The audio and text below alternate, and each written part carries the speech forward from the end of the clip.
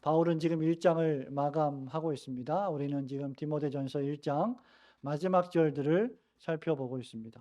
바울이 1장을 마감하면서 아들을 이 디모데를 또 아들이라고 부르고 있습니다. 여러분 2절에 보시면 믿음 안에서 참 아들 된 디모데에게 이렇게 편지를 쓰고 있다라고 말했고 18절에서 다시 바울이 아들 디모데야 이렇게 친근하게 부르면서 디모데에게 경계로서 명령을 하고 있습니다.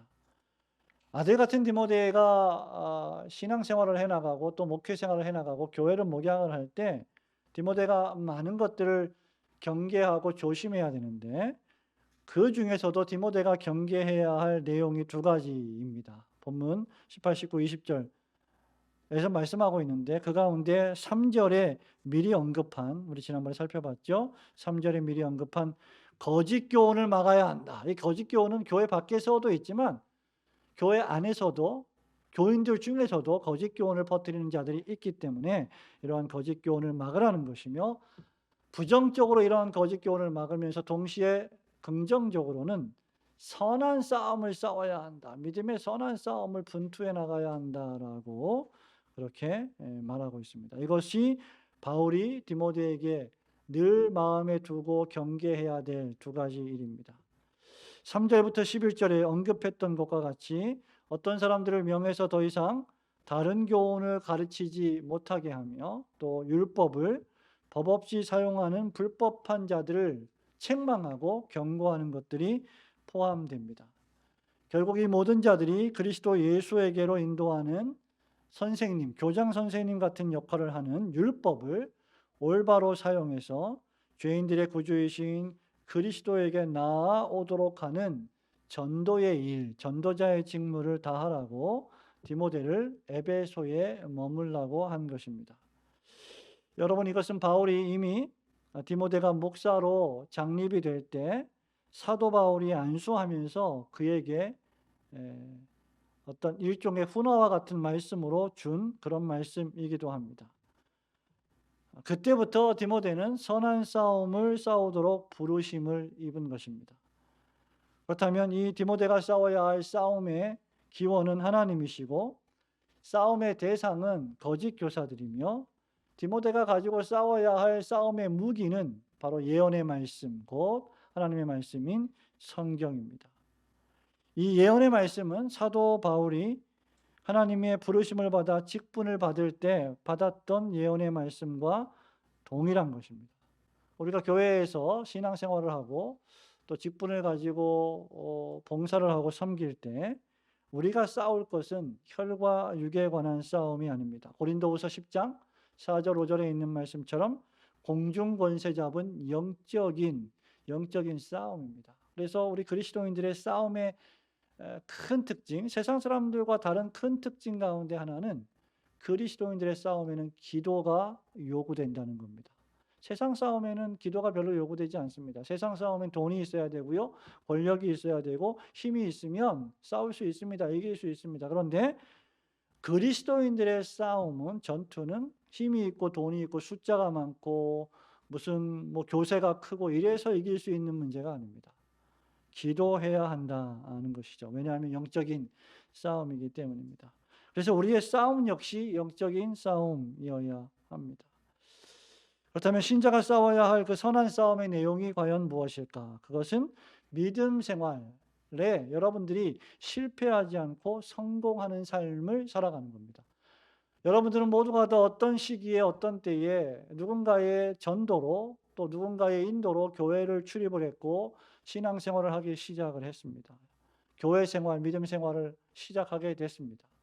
모태신앙인 경우도 있고 중간에 믿는 경우도 있을 것입니다. 그러나 어쨌든 모두가 다 신앙생활을 시작을 했는데 이 믿음 생활에 실패하지 않고 성공하는 삶을 살기 위해서, 즉 본문의 표현대로 하자면 믿음에 파손하지 않고 믿음을 지키는 삶을 살려면 어떻게 해야 하는가? 두 가지를 우리는 좀 생각해 봐야 됩니다. 첫 번째로 신앙생활, 교회 생활에서 승리하려면 우리 그리스도인들은 항상 두 가지를 소유해야 하는데 바로 믿음과 착한 행실을 소유해야 합니다.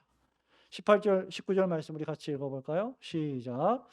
아들 디모데야, 내가 내게 이 교훈으로서 명하노니 전에 너를 지도한 예언을 따라 그것으로 선한 싸움을 싸우며 믿음과 착한 양심을 가지라. 어떤 이들은 이 양심을 버렸고 그 믿음에 관하여는 파손하였니라. 여러분, 이 말씀은 바울이 명령했고 디모데가 수행해야 할 선한 싸움을 어떻게 수행해 나가야 할 것인지에 대한 태도가 제시되어 있는데, 그 첫 번째가 믿음을 가지는 것입니다. 둘째가 착한 양심을 가지는 겁니다. 선한 싸움을 싸울 때 가장 요구되는 것은 무엇이냐?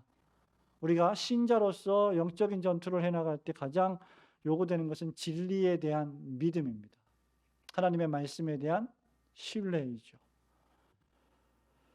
다른 복음과 다른 교훈을 가르치는 거짓 선생들을 대적하여 싸우는 싸움을 싸울 때 우리는 뭘 붙들어야 하느냐? 복음의 진리를 붙들어야 됩니다. 예수 그리스도와 그분의 십자가에 못 박히신 복음의 교리를 굳게 붙잡고 있어야 합니다. 이것이 바로 믿음, 진리에 대한 믿음입니다. 다른 복음과 거짓 교훈의 실체, 이단이 무엇이냐? 이단을 알아야 우리가 이단에 어떤 대처할 수 있고 이단의 유혹에 넘어가지 않을 수 있지 않느냐? 이단을 아는 것만큼이나 중요한 것은 무엇입니까, 여러분? 더욱 그것보다 훨씬 더욱 중대한 것은 우리가 진리를 바로 알고 있느냐입니다. 복음의 교리를 바로 알고 믿고 있느냐는 것입니다. 정통 진리를 알고 그것을 확신하며 그 안에 머물러 있을 때에 우리는 선한 싸움을 싸워 나갈 수 있습니다. 믿음이란 무엇일까요, 여러분? 여러분 전부 다 믿음이 있지 않습니까? 여러분 다 믿음을 갖고 계시죠? 그렇죠? 예, 믿음이란 믿음의 대상이신 하나님과 우리의 믿음의 대상이신 하나님께서 하신 약속의 말씀을 신뢰하는 겁니다. 즉 우리의 믿음의 대상인 존재, 우리의 믿음의 대상인 인격, 그분이 존재하는 것과 그분이 하신 말씀을 신뢰하는 것. 그래서 믿음에는 그 믿음의 대상인 하나님의 존재를 인정하는 것과 그분이 하신 말씀을 믿는 것, 두 가지가 포함되고 있습니다. 하나님을 믿지 않는데 하나님의 말씀을 믿는다? 불가능합니다.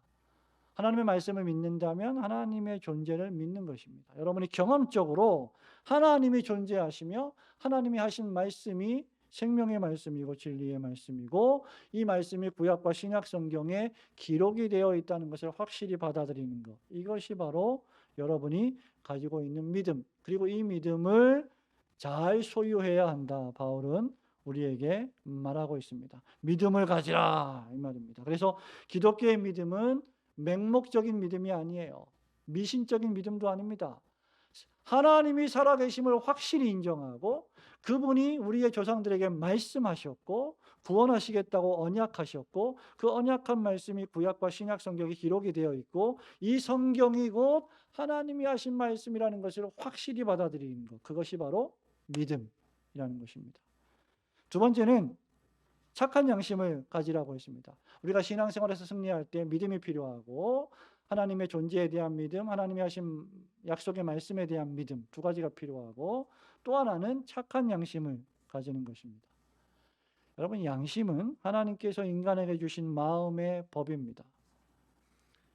이 양심의 원어의 뜻은 함께 안다, 이런 뜻이에요. 함께 알고 있다. 우리가 어떤 생각을 할 때, 말을 할 때, 행동을 할 때 여러분들이 그것을 무슨 말을 했고 무슨 행동을 했는지 알고 계시죠? 그런데 함께 안다는 말은 양심이, 우리 안에 있는 양심이 그것을 동시에 알고 있다는 것을 의미합니다. 양심은 하나님의 말씀, 구약과 신약 성경 그 자체, 계시는 아닙니다. 그러나 하나님의 말씀의 법에 순종하라고 명령하는 인간의 마음, 그 인간의 마음 속에 있는 것이 바로 양심입니다. 그런데 인간의 죄가, 타락이 이 양심을 부패시켰고 그 결과 인간은 참된 진리와 도덕에 이르지 못하게 되었습니다. 오늘날 이 세상에서 우리에게 기껏 사람들에게 말하는 양심은 뭡니까? 그냥 착한 일을 하세요, 좋은 일을 하세요, 그러면 복 받을 겁니다. 이게 인간의 양심, 세상의 양심이, 인류의 양심이 명령하는 내용 정도입니다. 그러나 중생받은 신자의 양심은 성령께서 신자의 거듭난 양심을 통해서 당신은 아무리 노력해도 결코 죄를 깨끗이 할 수 없고 죄를 몰아낼 수 없고 거룩한 도덕적인 생활을 할 수 없다라고 우리에게 선포해 줍니다.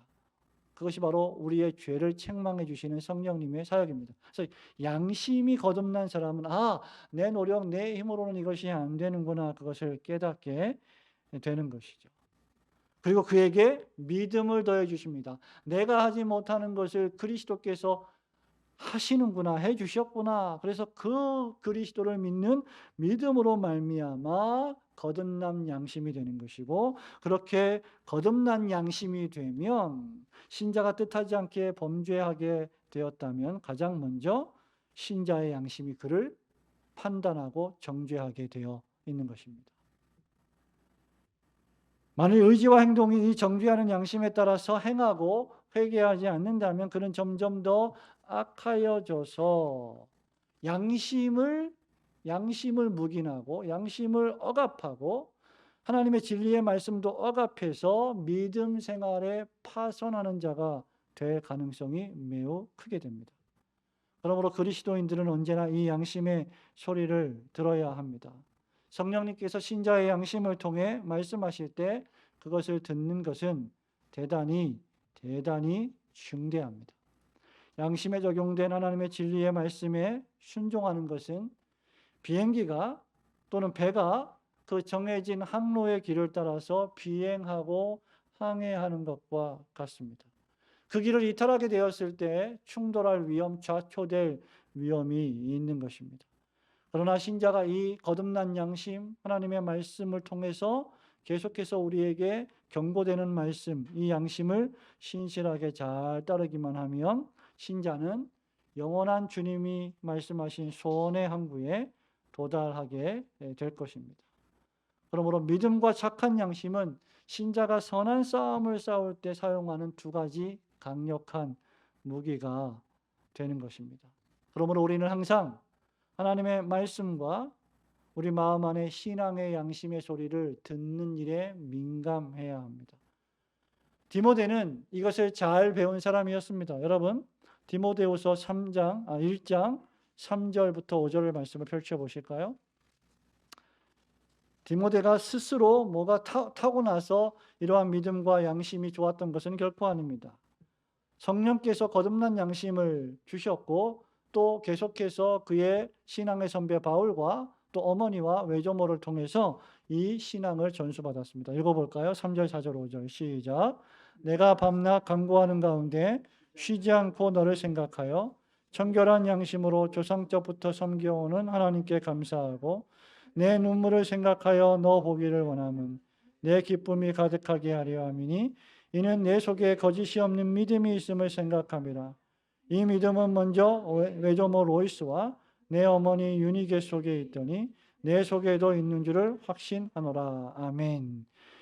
외조모 로이스와 어머니 유니게는 아들 손자 디모데에게 하나님의 말씀과 하나님의 말씀에 기초한 착한 양심을 가질 것을 끊임없이 디모데에게 가르쳤습니다. 그 결과 디모데는 이것을 잘 배웠고 오늘 또 바울이 디모데에게 이 믿음과 착한 양심을 가지라고 권면하고 있는 것입니다. 여러분들이 그리스도 안에서 신앙생활을 해나가실 때 이 믿음, 하나님이 살아계시다고 하는 확고한 믿음, 그리고 그분이 하신 말씀이 신실하시다고 하는 이 믿음, 그리고 우리 안에 주신 거듭난 양심을 속이지 아니하고 그 양심의 길을 잘 따라 걸어가심으로 신앙생활에 승리하시는 성도들이 되시기를 주님의 이름으로 축원합니다. 두 번째로 본문의 말씀은 놀랍게도 이러한 길을 따라가지 않고 교회생활, 신앙생활에서 파선하는 믿음에 좌초하는 자들이 있다는 무서운 사실을 우리에게 교훈해 주고 있습니다. 19절부터 20절 말씀을 볼까요? 같이 읽습니다. 시작. 믿음과 착한 양심을 가지라. 어떤 이들은 이 양심을 버렸고 그 믿음에 관하여는 파선하였느니라. 그 가운데 후메네오와 알렉산더가 있으니 내가 사단에게 내준 것은 그들로 훈계를 받아 신성을 모독하지 못하게 하려 함이라. 아멘. 여러분, 교회 안에 있는 모든 교인들이요, 이 믿음과 선한 싸움에 승리하는 것은 아닙니다. 지상교회의 믿음과 착한 양심에 관해서 파선하는 자들이 불가피하게 있습니다. 교회를 왔다가 떠나가는 자들도 있고, 교회를 왔다가 믿음에 정초하지 못하고 표류하여 흘러가는 자들도 있습니다. 파선이란 무슨 뜻일까요, 여러분? 파선이란 말은 문자 그대로 배가 난파를 당하여 침몰하는 것을 말합니다. 물속으로 잠기는 것을 말하죠. 디모데후서 2장 펼쳐보실까요? 디모데후서 2장 17절, 18절, 19절입니다. 같이 읽어보겠습니다. 시작. 그들의 말은 악성 종양이 퍼져나감과 같은데 그 중에 후메네오와 빌레도가 있느니라. 진리에 관하여는 그들이 그릇되었도다. 부활이 이미 지나갔다 하므로 어떤 사람들의 믿음을 무너뜨리느니라. 그러나 하나님의 견고한 터는 섰으니 인침이 있어 일렀으되 주께서 자기 백성을 아신다 하며 또 주의 이름을 부르는 자마다 불의에서 떠날지어다 하였느니라. 아멘. 여러분, 신약 시대에 이런 믿음에 관하여 파선한 자들이 있었습니다. 바울은 사도행전 27장 39절부터 44절에서 또 고린도후서 11장 25절에서 이 믿음에서 파선한 자들을 말하고 있습니다. 여러분, 인류가 발명한 최고의 배라고 자화자찬했던, 영화로도 만들어졌던 배가 하나 있죠. 대서양을 횡단하다가 암초에 걸려서 좌초된 배, 타이타닉호입니다. 그 일로 인해서 얼마나 많은 사람들이 목숨을 잃었습니까? 여러분, 신앙적인 파선, 믿음의 파선, 종교적인 파선은 그 배의 파선보다 훨씬 더 참혹할 겁니다. 왜냐하면 문자적인 파선, 그냥 일반 배의 침몰은 육체의 생명이 죽는 일이지만 이 신앙의 파선, 믿음의 파선은 육체와 영혼이 모두 다 멸망하게 되는 위험에 빠지는 일이기 때문입니다. 사도 바울은 이제 믿음과 착한 양심에 관해 파선한 자들 가운데 주도적인 인물을 밝힙니다. 이제까지 바울은 거짓 교훈을 퍼뜨리는 자들을 가리켜서 어떤 사람들 혹은 사람들, 3절과 6절에 보면 어떤 사람들 이렇게 말했어요. 그런데 이제는 실명을 밝히고 있습니다. 이제까지는 바울이 참으면서 책망하고 교훈하고 회개하기를 바랬지만 그렇지 않고 계속해서 완악한 거짓 교훈을 퍼뜨리는 자들이 있었기 때문에 이제 바울은 아예 그 이름을 밝히고 있습니다. 그들 가운데 주도적인 역할을 했던 주모자들이 누구였습니까, 여러분? 20절에 후메네오와 알렉산더입니다. 그 가운데 후메네오와 알렉산더가 있으니라고 말한 것으로 보아서 초대교회 때 여러분 교회 안에 있는 모든 사람들이 믿음이 좋고 신실한 사람은 아니었다는 것을 우리가 알 수 있죠. 후메네오와 알렉산더가 대표적인 인물이었어요. 이런 사람들이 많이 있었다는 것입니다. 여러분, 미국의 존 메가더 목사님, R.C. 스프롤 목사님, 미국의 아주 유명한 훌륭한 목사님들이시고 수천 명 교인을 목회를 했던 목사님들이고 30년, 40년 목회를 했던 목사님들입니다. 근데 이 목사님들이 3, 40년 목회한 이후에 목회자 컨퍼런스에서 어떤 얘기를 했냐면 구원을 받아야 할 사람들이 교회 밖에 있지 않았고 교회 안에 있었다는 충격적인 이야기를 한 적이 있습니다. 내가 목회를 30년, 40년 했는데 목회를 하면서 깨달은 불편한 진실 가운데 하나는 구원을 받아야 할 사람이 교회 밖에 있지 않고 우리가 목회하는 교회 안에 있었다. 여러분, 후메네오와 알렉산더 같은 사람들이 바로 그런 사람들입니다. 후메네오는 우리가 좀 전에 읽었다시피 디모데후서 2장 17절에도 언급되어 있습니다. 알렉산더는 사람들의 방어자라는 뜻을 가진 당시에 아주 흔한 이름이었습니다. 여기 후메네오와 알렉산더는 어떤 사람이었습니까? 에베소 교회의 이단들 가운데 지도적 인물들이었어요. 바울과 디모데가 전한 복음의 말씀과는 다른 이야기들을 하는 사람들이었습니다. 7절에 보면 그들은 율법의 선생이 되려 했으나 그 가르치는 것도 무엇인지 알지 못하는 사람들이었고, 디모데후서 2장 17절에 보면 끝없는 신화와 족보에 여러 인간적인 가공적인 이야기들을 더함으로 신자들을 현혹했던 인물입니다.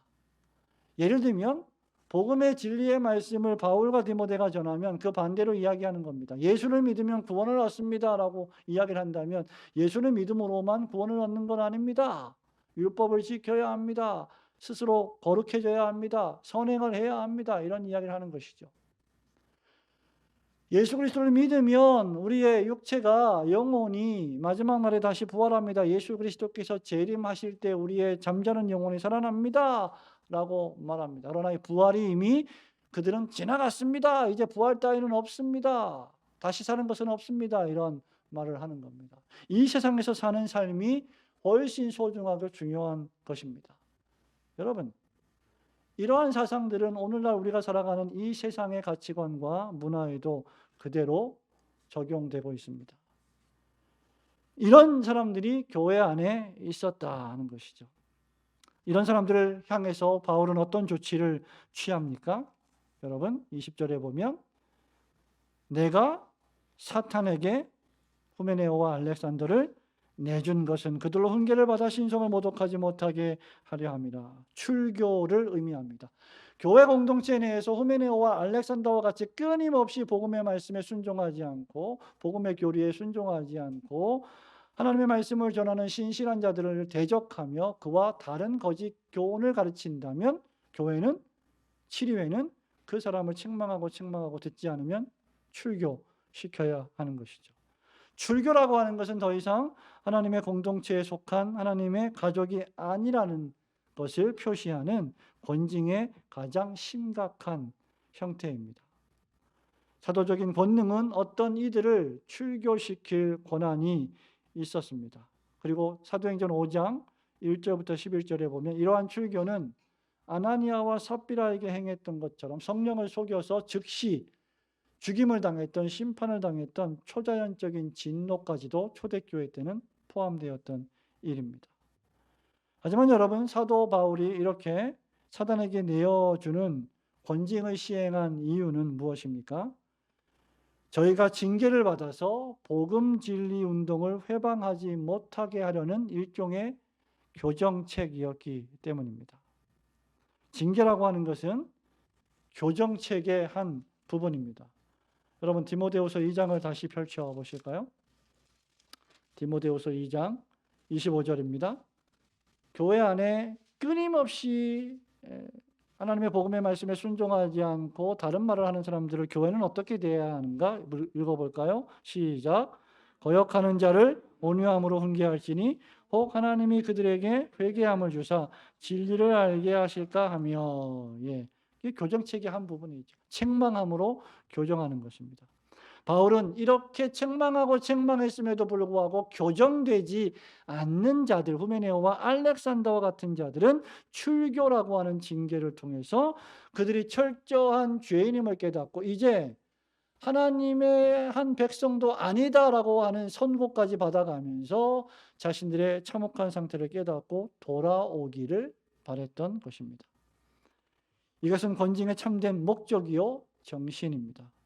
교회의 징계와 책망이 필요한 이유가 바로 여기 있습니다. 첫째는 그리스도의 복음이 회방을 받지 않게 하기 위하여.